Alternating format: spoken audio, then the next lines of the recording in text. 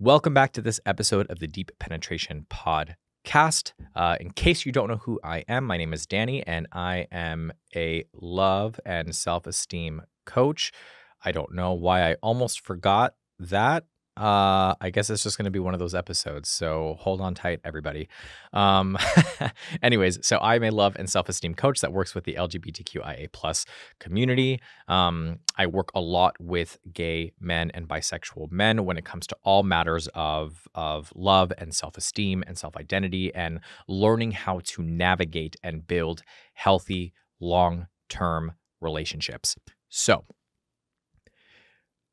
I wanted to have a conversation about red flags, right? And I talk about red flags all the time in my one-on-one coaching sessions with clients. If you also are not aware of the fact that I have many different forms of content and social media. So I have a TikTok, I have an Instagram, I have YouTube, I have a website. So wherever you are listening in right now or watching, please make sure you are subscribing because it helps for me to continue to do what it is that I love to do, which is help you guys in all matters of love and self-esteem. So today we are talking about red flags and the red flags to be on the lookout for. And, I often hear people just kind of nonchalantly throwing the term red flag around.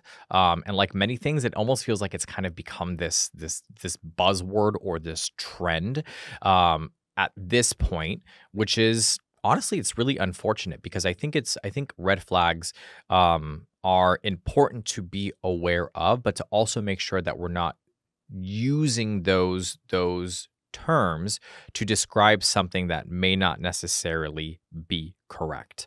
I always caution people that I work with to not use the term in a casual manner because of what that is doing. It's contributing to a negative confirmation bias or diminishing its importance.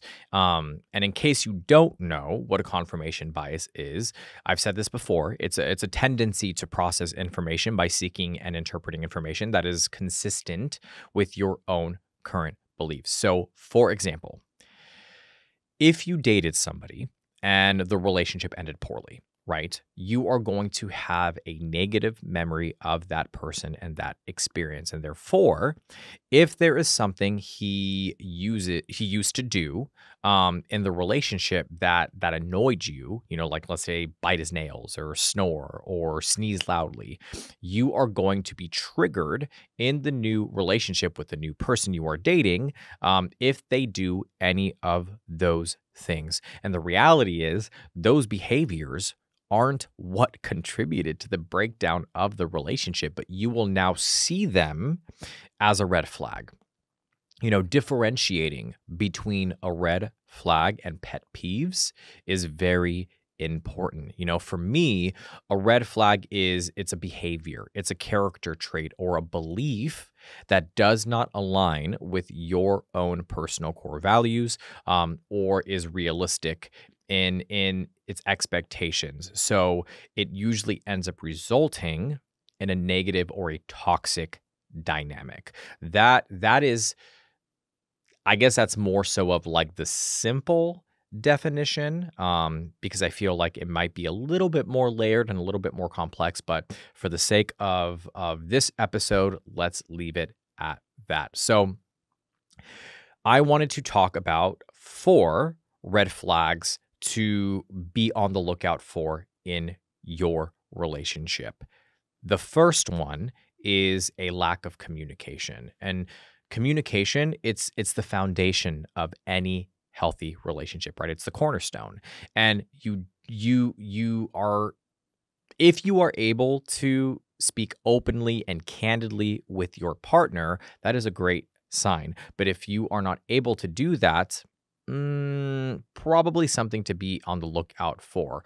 But when one partner consistently avoids communication or shuts down during difficult conversations, it can be a red flag. But let me clarify. A lot of people struggle with So I advise just against throwing the relationship away just because your partner is struggling with communication, right? If they are willing to work on it, that is a great sign. It's when your partner refuses to improve that you might want to take a step back and reflect on the relationship and the potential of the sustainability of that relationship. If your partner avoids talking to you about important issues or brushes off your concerns or dismisses you, it's crucial to address that situation head on. Ignoring the problems will only lead to frustration and resentment within the relationship, and it can damage your self-esteem over time. Remember that you deserve to be in a relationship where you feel heard and respected. And a lot of the times, particularly in the queer community, we struggle communicating our needs and setting boundaries. And a big part of that has to do with the fact that we kind of repress this part of ourselves for so many years and feel like our voices don't matter, because if we were to speak our mind or communicate in a way that is authentic to us, we would be judged, criticized, rejected, and all of those things. So when we get into a relationship, a lot of the times it's difficult to communicate things that are not aligning with us. And what I oftentimes find, and this isn't just with the queer community, right? I find this in heterosexual relationships as well, where it's imbalanced. So you either don't say anything at all and you shut down because you're not good with conflict, or you explode in the opposite direction because you need to prove a point and you need to defend yourself. And a relationship is all about balance. Life is all about balance. So learning how to develop the skill set to have productive conversations and to communicate effectively with your partner is so important. But here's the thing, guys. I feel like nobody really takes communication into consideration. Like, yes, everybody knows that communication is an important part of a relationship, but it's not like the sexiest subject or the sexiest topic. So it kind of gets ignored and it gets put into the back seat. But guess what? If you don't know how to communicate, and communication is one of the biggest issues in your relationship, and you don't make it a priority, that relationship is going to fail. So make communication sexy and, make it a priority. Shift your mindset when it comes to it. There are so many people who come to me when the relationship is already like in complete and total shambles, and they want me to put all the puzzle pieces back together. And look, at the end of the day, that's what I do, right? That is what I chose to do in life, is to help you guys with getting to know yourselves and becoming confident in who you are, and helping you navigate the difficult of dating and relationships and all of that stuff. But don't allow yourself to get to a place where everything has fallen apart and it's just ashes around you before you decide to put in the effort to make it work. Because then at that point, you're having to invest so much more energy into rebuilding this relationship or rebuilding yourself. You know when things are going wrong. You know when things don't feel right. And that is when you should jump in and try to make a change and make the difference. I'm going to tell you a little personal story about my current relationship, and it has to do specifically with communication. The problem with me is that I feel like I would consider myself somebody who's an excellent communicator. Maybe that's just my own personal confirmation bias. I don't know. Maybe I think too highly of myself.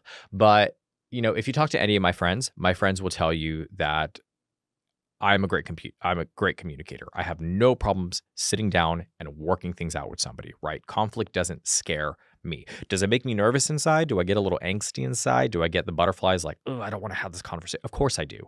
I'm human. But that doesn't stop me from having the conversation, because I think it's very important to be able to clear things out right? So the problem that I have found in my own personal dating life is finding somebody who is on the same level of communication as I am. And it has resulted in me walking away from a lot of people in the sense of not committing to a relationship because I did not feel that the relationship was going to work out because we were not on the same level when it came to communication. And for me, it's more so about that individual's willingness to change, right? A person can say, I'm going to put in the effort, I'm going to change, I'm going to do this, I'm going to do that, and they put in an effort for like a week and then they fall back to old patterns of behavior. And that is a red flag, right? That's something that you should be consciously aware of. But I say all of that because the current relationship that I am in, my partner, the person that I met, um, I'm so sorry that I'm calling you out on my podcast. Don't hate me, but don't listen to this episode. I'm going to make sure he doesn't listen to this episode because I think he's going to be like, seriously, why did you? No, that's so bad. It's for a good reason. Anyways, so he's not the greatest communicator. He is the sweetest person in the entire world. He is incredibly patient. He is very attentive. All amazing qualities, but not the best communicator, right? He has a tendency of being a little quiet when things are uncomfortable. He will acknowledge something sometimes, but not always try to elaborate on a thought. And I'm the kind of person that's like, give me all the information. So I'm sure I can be a lot sometimes. So what that resulted in was me having to take a step back and say, okay, is this actually an issue in regards to his character, his personality, and is this going to be an issue long term for us? Because is it going to make me feel like I'm not being heard, understood, all of these things? And the answer was no, because he does so many other things that make me feel heard and seen and understood and all of that stuff. And the one thing that I will say that kind of shifted my mentality on this was, like I've said, effort, right? Effort when it comes to communication and talking about things. When I brought up to him my concerns about communication and his level of communication and the things that I needed in the relationship, I wasn't 100% sure if he actually like took it in and took it seriously. And then the other day when I was plugging in my computer to charge it, he had Post-its on the desk and they fell on the floor and I picked them up, and on the Post-its was a whole list of stuff that we had talked about and that he wanted to work on when it came to communication. And I was like, oh, that's cute. Because it shows that he's putting in an effort. And that's really what matters, right? So sure, there are things that we can categorize as a red flag, but as long as that person is willing to put in an effort to make positive changes, then that's great. Now, let me be clear on something. That does not mean that you are trying to change them completely as a person. That's not a good thing. That's you controlling that person. That's you being manipulative. That's you not allowing them to be who they are. So there's a very fine line. Anyways, so number 2, the second red flag. Controlling behavior. That was actually a pretty good segue. It can be challenging to recognize controlling behavior in the early stages of a relationship, right? But it's essential to pay attention to the warning signs. And if your partner tries to, let's say, for example, dictate your actions, or isolates you from hanging out with your friends and your family, or makes you feel guilty for doing things without him, it's definitely a red flag. Controlling behavior often stems from deep-rooted insecurities, right? And issues with self-worth and self-esteem. So in the beginning of the relationship, controlling behavior may be presented in like a romantic way. So, for example, your partner might want to spend as much time with you as they possibly can because they miss you, or they might check up on you continually when you are hanging out with your friends because they are worried for your safety or making sure that you're okay. And although these gestures are sweet in nature, they may be signs of something that's brewing under the surface, right? Controlling behavior can take on many different forms. On the subtle end of things, you might experience, some guilt tripping or some passive aggressive behavior. But on the extreme end of things, you will most likely experience, or likely experience some physical and verbal abuse, intense manipulation, um, feeling like you are being stripped of your independence and your autonomy and your ability to really kind of express yourself as yourself, right? So if you are experiencing the extreme end of this, it is very important that you reach out to somebody, that you share this information with somebody. If you have to and it gets to that point, reach out to your local authorities or just reach out to somebody that you trust. But again, that's totally dependent on how safe you feel within the relationship. But again, controlling behavior, major red flag. I also wanted to go back and clarify something because I know that I'm probably going to get somebody who's going to come for me because I said, them checking in on you is a potential red flag. That's not what I'm saying. As I mentioned, those gestures are sweet and those are nice things because it shows that that person cares. But when it becomes a consistent pattern, it's something to just be consciously aware of. The third thing here is disrespect. So, respect is also another cornerstone of a healthy relationship, and it's essential to be with somebody who treats you with kindness and consideration. When there is mutual respect in a relationship, that means that you admire that person for who they are. And if their beliefs and their ideologies, maybe you don't agree with, them, at least you feel safe in expressing yourself and your opinion, and you're willing and able to have an open dialogue about these things. I so often find that this is a trigger for a lot of people, particularly in the queer community, and I understand it. When we talk about things to be on the lookout for when you're dating somebody, even if you look at the way that a dating profile is set up, there are certain sections of that dating profile that will ask very specific questions. What are your religious beliefs? What are your political beliefs? What are your beliefs on drugs and all of that stuff?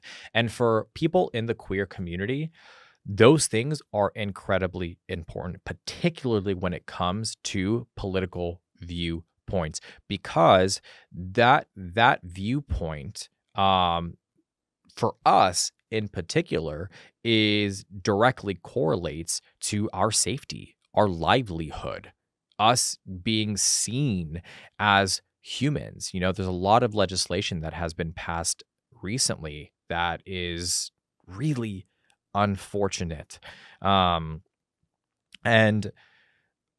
I've had several conversations with my partner about future and planning on where to live and all of that stuff. Him and his family are from Florida, and for the longest time I love Florida. I love the weather and the restaurants and the people that I've met and all of that stuff. But there's a lot of things that are coming down the pipeline that, as a queer individual, as a bisexual man, I have to take into consideration when it comes to my safety.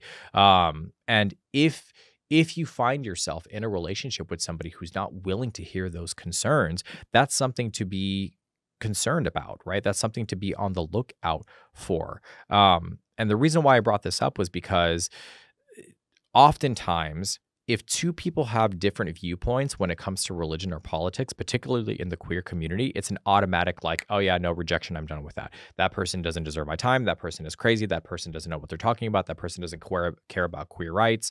And that's just simply not true. being able to sit down and have a conversation with somebody and try to understand each other's points is going to be incredibly important. And that's where respect comes into play. So disrespect can take on many different forms, right? So from dismissive behavior to verbal abuse. I also want to be clear. If your partner does not agree with you on something, that does not mean that they are being disrespectful. It's important that you evaluate your needs and expectations to ensure that they are realistic. But if there is obvious disrespect in your relationship, I would recommend taking a step back, and evaluating how much energy and effort you are willing to invest into this person, into this relationship, because it may be time to walk away. And your partner may feel like their behavior is excusable because you've never set a boundary. So I would highly recommend setting boundaries. And if they still disrespect you, move on. The fourth one is dishonesty. You know, honesty is a critical component of any relationship, whether it's romantic, platonic, whatever the case may be. And it's essential to be with someone who is trustworthy, who is truthful, who is transparent.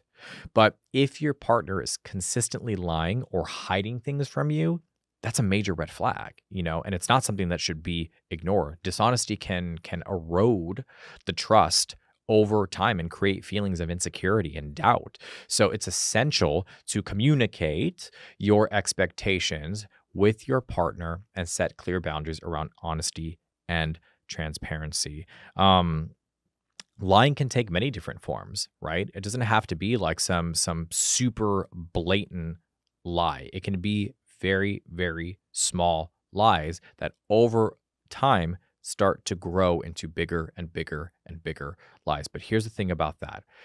Their lying to you is not a you problem, it's a them problem. It is probably a defense mechanism that they have taken on, created, utilized over the years as a protection mechanism, right? It's hard for me to fully fault people for lying until I understand where the lying is coming from. I'm a big person on forgiveness until you don't deserve forgiveness.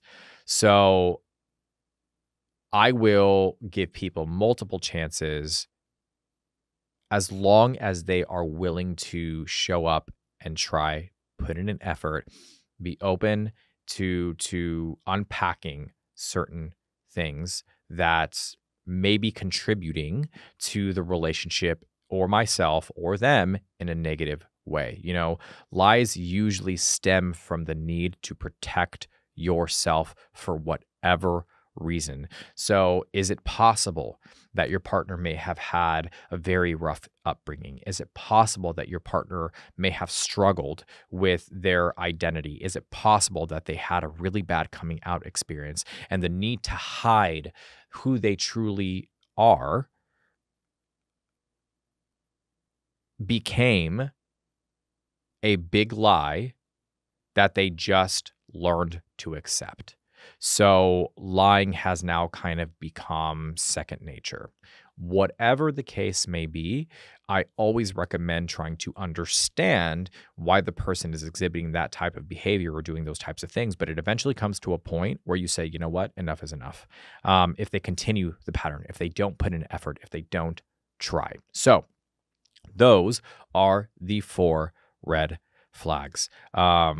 As I've said before, I love to do like polls and questionnaires and stuff on all of my podcast episodes. So please make sure that you check that out and you answer the poll. I'd love to get your feedback and hear from you. And hey, let me know what your red flags are, right? Let me know what your experiences have been. And maybe you can relate to some of the red flags that I presented in this podcast, or maybe you can't. Either way, let me know what some of your red flags are so that we can have a conversation about it. I hope you guys enjoyed this episode. I hope you guys found it insightful, educational, whatever the case may be. And, as always, thanks for joining me for a little chat, and I will see you in the next episode.